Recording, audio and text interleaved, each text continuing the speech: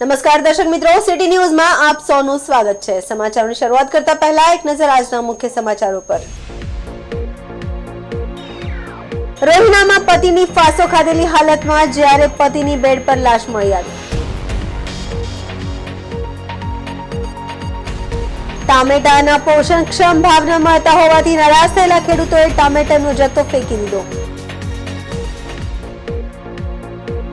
વલસાડની કેરી market નજીક એક યુવકનું current લાગતા મોત નીપજ્યું।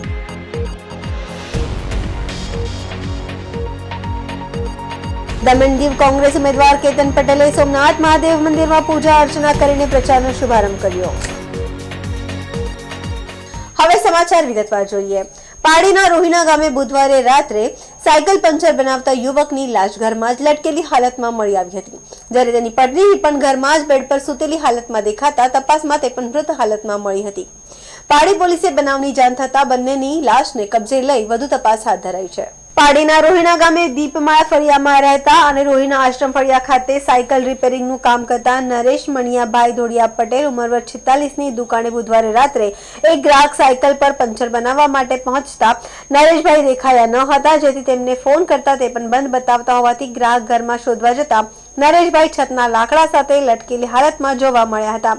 આ જોઈ ગ્રાહકે બૂમાબૂમ કરી હતી। એટલું જ નહીં તો તે બાદ ગ્રાહકને નરેશની પત્ની સુમિત્રાબેન ઉંમર વર્ષ 42 બેડ પર સૂતેલી હાલતમાં દેખાઈ હતી। તપાસ કરતા તે પણ મૃત હાલતમાં મળી આવી હતી।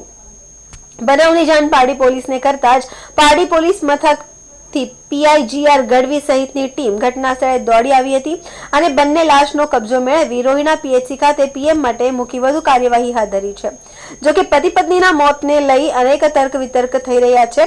પતિએ ફાંસો ખાધો તો પત્નીનું કઈ રીતે મોત નીપજ્યું એવા સવાલો ઉપસ્થિત થઈ રહ્યા છે। હાલ પોલીસને પ્રાથમિક દૃષ્ટિએ પત્નીના શરીર પર કોઈ પણ ઈજાના નિશાનો જોવા મળ્યા નથી, જેથી પત્નીના મોતનું સાચું કારણ તો પીએમ રિપોર્ટમાં જ આવશે। આ સાથે ઘરમાં શું ઘટના બની તે પોલીસ તપાસમાં સ્પષ્ટ થશે।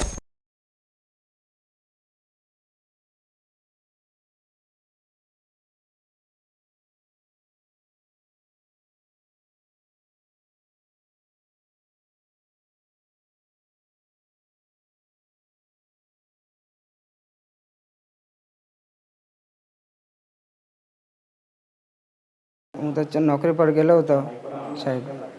નોકરી પરથી આવ્યો અને કોઈ પંચરવાળાનો ફોન આવેલો હતો, એટલે પંચરવાળાની દુકાન પર તો ભાઈ મળ્યો નહીં, એટલે હું ઘરે આવ્યો અને જોયો ઘરે ભાઈ ફાંસો લાખેલો હતો, ભાભી પલંગ પર હતી। પોલીસને જાણ કરી હતી। તમને આ બાબતે કોઈ શંકા કરી છે? નહીં, એવું તો એમની દીકરીઓ ક્યાં હતી એ સમયે? એની દીકરી ભણવા ગયેલી હતી નડિયાદ। ઘરમાં કોઈ ઝઘડો ચાલતો હતો કે એવું કંઈ? નહીં, એવું બી નહીં। પાછળનું કારણ હવે એ લોકો બંને જણા શું એ લોકોનો અંદર હતો એ ખબર નહીં અમને। વલસાડ જિલ્લામાં ખેડૂતોને ટામેટાના પોષકક્ષમ ભાવ ન મળતા હોવાથી નારાજ થયેલા ખેડૂતોએ ટામેટાનો જથ્થો ફેંકી દીધો છે। વલસાડના કપરાડાના નાણાપોંડા એપીએમસી માર્કેટમાં ખેડૂતો વહેલી સવારથી જ પોતાની ખેત પેદાશો વેચવા માટે આવે છે। જો કે અત્યારે ટામેટાના પોષણક્ષમ ભાવ ન મળતા હોવાથી ખેડૂતોએ રાતા પાણીને રોવાનો વારો આવ્યો છે। વધુમાં અત્યાર સુધી એપીએમસી માર્કેટ 24 કલાક ચાલુ રાખવામાં આવતું હતું, પણ હવે તેના સમયમાં ફેરફાર કરી હવે માર્કેટ ઓછા સમય સુધી ખુલ્લી રાખવાનો નિર્ણય કરાયો છે। આથી ખેડૂતોને મળતા ભાવ પણ અસર કરી રહી છે। માર્કેટમાં ઓછા ભાવ મળી રહ્યા છે, પરિણામે શાકભાજીના જથ્થાને ખેતરથી માર્કેટ સુધી પહોંચાડવામાં જેટલું ભાડું થાય છે તેનાથી પણ ઓછી કિંમતે તેઓએ માલ વેચવા મજબૂર થતા હોવાથી આજે ખેડૂતોએ રોષ વ્યક્ત કર્યો હતો। જ્યાં કેટલાક ખેડૂતોએ ટામેટાના પોષણક્ષમ ભાવ ન મળતા ટામેટાના જથ્થાને માર્કેટમાં જ ફેંકી અને પોતાનો રોષ વ્યક્ત કરી માર્કેટનો સમય પહેલાની જેમ 24 કલાક રાખવાની માંગ કરી હતી। મારું નામ ધનસુખ માધુકડુ ગિરનારા। આજે મેં માર્કેટમાં ગયેલા તો પહેલાં છે તો 10 વાગે 24 કલાક માર્કેટ ચાલુ રહેતા હતા। હમણાં આજે આ લોકોએ 26 તારીખે એવું કર્યું કે 3 વાગ્યા સુધી 10 વાગ્યા સુધી રાખ્યું, એટલે ટાઈમમાં ફારફેર કર્યો એટલે છે ને એમાં લોકોને ખેડૂતને ભાવ મળ્યો નથી। એટલે આજે ખેડૂતો બહુ ખીજવાઈ ગયેલા, એટલે બધો માલ ઉચકીને પેલા ચેરમેનને ગેટ પાસે લઈ ગયા અને ત્યાં પછી પૂછ્યો એને કે ભાઈ આ કેમ એવું તમે કર્યું? તો ચેરમેન સાહેબે કે આજે ગાંધીનગર ગયેલો છે એટલે અમે બીજા ભાઈને સાથે પૂછ્યું કે ભાઈ આવું આ ફરફેર કર્યું તેમાંથી અમને ઘણી ખોટ ગયેલી છે. આજે અમે 70 રૂપિયાને 50 રૂપિયામાં અમે આ માલ આપી આવ્યા, કેમ કે અમારું ભાડું જ તો અમારે 40 રૂપિયા 45 રૂપિયા અમારું ભાડું થાય અને અમે 50 60 રૂપિયામાં આ માલ આપી આવ્યા. તો આ જો પહેલાં માર્કેટ ચાલતું હતું આ જ માર્કેટ રાખે તો સારું, કેમ કે એમાંથી આ ફરફેર કર્યું એમાંથી બહુ ખેડૂતને ખોટ જાય, એના માટે અમે બધું આ માર્કેટમાં હંગામા કર્યું. मैं उमेश भाई राजीव रावत गाम गिरनारा तालुको कपराड़ा अमे आज मार्केट में गए टामेटा लईने तो आटला दिवस सांजे अमे 4 वाग्याथी माल लई जता होता एटले गमे त्यारे खेडूत वेचीने घरे पाछो आवतो रहे ने आ लोकोए 26 तारीखे आवो नियम बनाव्यो के बधो माल भेगो करीने सवारे 3 वाग्याथी वेचवानो आवो टाइम टेबल राख्यो एटले खेडूतने कोई भाव मळतो नथी. सवारे तो अमे 50 રૂપિયા 60 રૂપિયા ને બાકીના તો લોકોએ નીચે ઢોઈ નાખ્યો માલ બધો, એટલે મેં ત્યાં વિરોધ પ્રદર્શન કર્યો ને અમારે ત્યાં સુતારપાડામાં આટલી મોટી માર્કેટ બનેલી છે તે નજીકમાં ચાલુ થાય તો અમારું ભાડું તેટલું બચે ખેડૂત લોકોને. આવું અમે કે આટલી મોટી માર્કેટ બનાવેલી છે આટલા રૂપિયાની તો પછી નજીક ચાલુ થાય તો અમને સારું પડે. સમાચારોમાં સમય છે નાનકડા વિરામનો. વિરામ બાદ આપ જોઈ શકશો વલસાડની કેરી માર્કેટ નજીક એક યુવકનું કરંટ લાગતા મોત નીપજ્યું.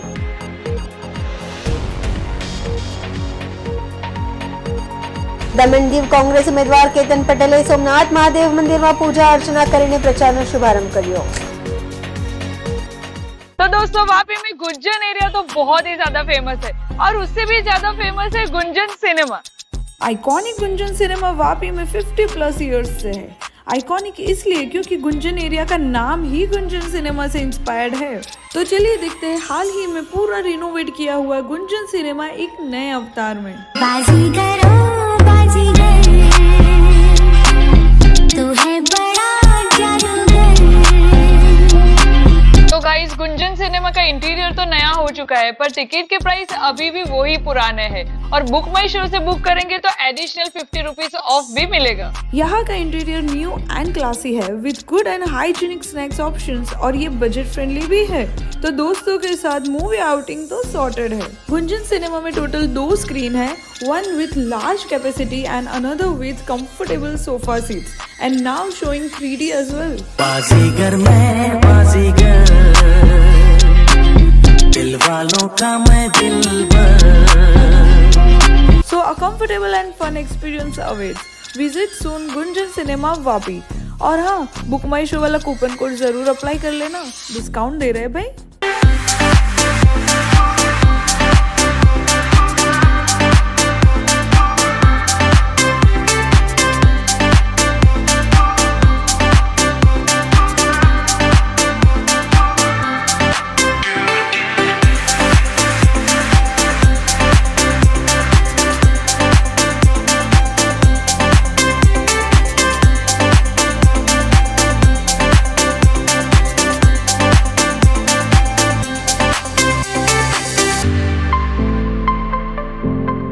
વિરામ બાદ આપનું સ્વાગત છે. વલસાડની કેરી માર્કેટ નજીક એક યુવકનું કરંટ લાગતા મોત નીપજ્યું હતું. જીવંત વીજ કરંટ વાળા વાયરને અડી જતા યુવકનું ઘટના સ્થળે જ કરુણ મોત નીપજતા સમગ્ર વિસ્તારમાં ચકચાર મચી ગઈ હતી. મૃતક 35 વર્ષીય સુરેશ રાજપૂત અહીં પંચરની એક દુકાનમાં કામ કરતો હતો, જેઓ કામ દરમિયાન કોઈ કારણસર જીવંત વીજ વાયરને અડી ગયા હતા. આથી તેમને જોરદાર કરંટ લાગ્યો હતો. કરંટ લાગતા જ તેઓ સ્થળ પર ઢળી પડ્યા હતા. બનાવ બાદ આસપાસના વિસ્તારના લોકોનું ટોળું એકઠું થયું હતું અને આ અંગે પોલીસને જાણ કરી હતી. ઘટનાની જાણ થતાં જ વલસાડ શહેર પોલીસની ટીમ પણ ઘટના સ્થળે પહોંચી ગઈ હતી અને મૃતકના મૃતદેહનો કબજો લઈ પોસ્ટમોર્ટમ માટે કાર્યવાહી હાથ ધરી હતી.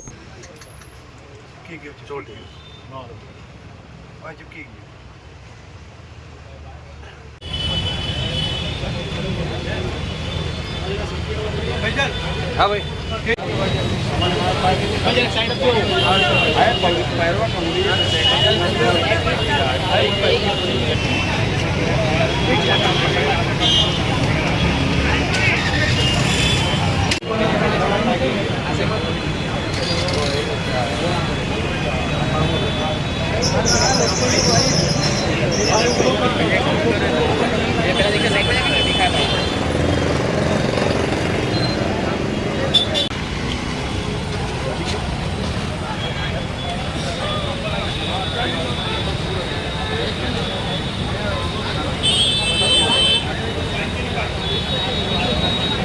સમાચારોમાં ફરી સમય છે નાનકડા વિરામનું. વિરામ બાદ આપ જોઈ શકશો. દમણ દીવ કોંગ્રેસ ઉમેદવાર કેતન પટેલે સોમનાથ મહાદેવ મંદિરમાં પૂજા અર્ચના કરીને પ્રચારનો શુભારંભ કર્યો.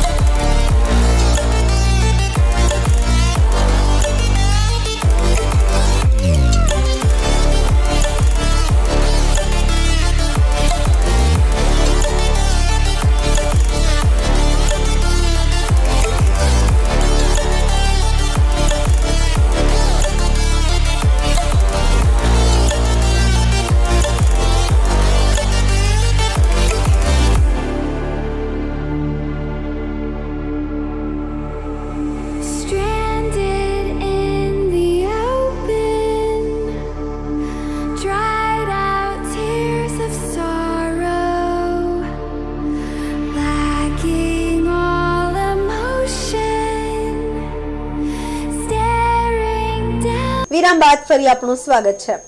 દમણ દીવની લોકસભા બેઠકના કોંગ્રેસના ઉમેદવાર કેતન પટેલે આજથી ચૂંટણી પ્રચારના મંડાણ પહેલા કેતન પટેલે ચૂંટણી પ્રચાર પહેલા જ સહપરિવાર સોમનાથ મહાદેવના દર્શન કરીને આશીર્વાદ મેળવ્યા હતા.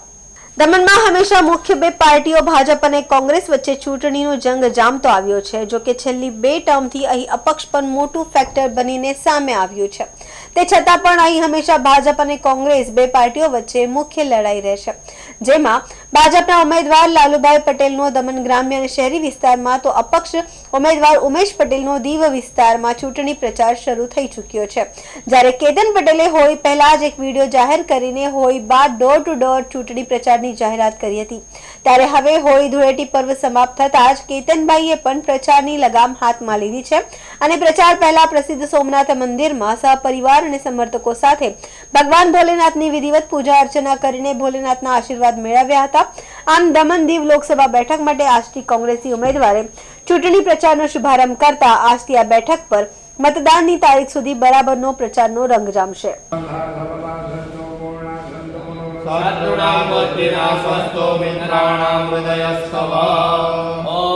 यशस्करं बलवन्तं प्रभूतवं त्वमेव राजाधिपतिर्बभूव संकीर्णनागस्वपतिर्नराणां सुमङ्गल्यं सततं दीर्घमायुः समिन्धरां पुनर्ब्रह्माणोऽभ्यसोनिधजगनैः एतेन त्वान्तान्वं वर्धय सुमसत्या कामाः इति कामाः पुनन्तु मादेव जगाः पुनन्तु मनसा धिया पुनन्तु विश्वा भूतानि जातवेदाः पुरे. સમાચાર પૂરા કરતા પહેલા એક નજર આજના મુખ્ય સમાચારો પર. રોહિણામાં પતિની ફાંસો ખાધેલી હાલતમાં જ્યારે પતિની બેડ પર લાશ મળી આવી. ટામેટાના પોષણક્ષમ ભાવ ન મળતા હોવાથી નારાજ થયેલા ખેડૂતોએ ટામેટાનો જથ્થો ફેંકી દીધો. વલસાડની કેરી માર્કેટ નજીક એક યુવકનું કરંટ લાગતા મોત નીપજ્યું.